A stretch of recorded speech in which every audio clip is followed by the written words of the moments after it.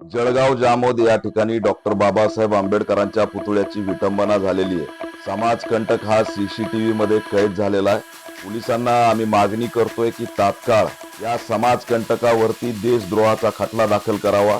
या घटनेची दखल राज्याच्या गृहमंत्र्यांनी तात्काळ घेतली पाहिजे। जर अशा घटना घडत असतील तर हे दुर्दैव आहे। या सीसीटीव्ही मध्ये दिसलेल्या समाजकंटकाचा मास्टरमाइंड कोण आहे, कुणाच्या इशाऱ्यावरती ही विटंबना करण्यात आलेली आहे।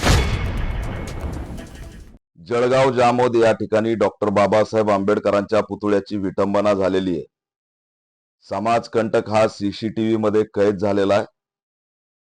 पोलिसांना आम्ही मागणी करतोय की तात्काळ या समाजकंटकावरती देशद्रोहाचा खटला दाखल करावा। परभणीची पुनरावृत्ती घडवण्याचा प्रयत्न हा जळगाव जामोद या ठिकाणी झालेला आहे। या घटनेची दखल राज्याच्या गृहमंत्र्यांनी तात्काळ घेतली पाहिजे। सत्ताधारी पक्ष असून सुद्धा, लोकप्रतिनिधी असून सुद्धा जर अशा घटना घडत असतील तर हे दुर्दैव आहे। महाराष्ट्रामध्ये दंगली घडवण्याचं षडयंत्र आहे का?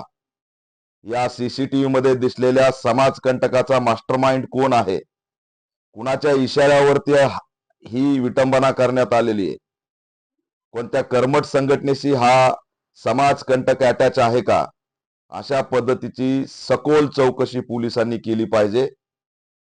जळगाव जामोद सहित बुलढाणा सहित महाराष्ट्रभर संतापाची लाट पसरलेली आहे आणि याची दखल राज्य सरकारने घेऊन तात्काळ आरोपीवरती रासुका देशद्रोहाचा खटला दाखल करावा आणि अशा प्रवृत्तीचे मास्टरमाइंड सुद्धा शोधावेत अशी आमची मागणी आहे।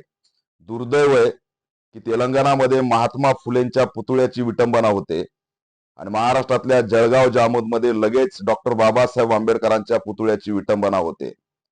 अंडे फेकून त्या ठिकाणी सुनियोजित कट करून विटंबना करण्यात आलेली आहे।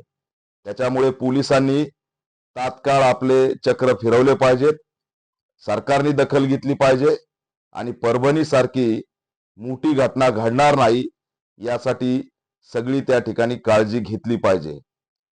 या मागे कोण हस्तक आहेत ते सुद्धा समोर आले पाहिजेत अशी आम्ही मागणी पोलिसांना केलेली आहे। समाज बांधव मोठ्या प्रमाणात एकवटलाय आणि त्याच्यामुळे कारवाई करून त्या ठिकाणी समाजाला उत्तर देण्याचं काम पोलिसांनी करावं अशी सुद्धा मागणी करतो।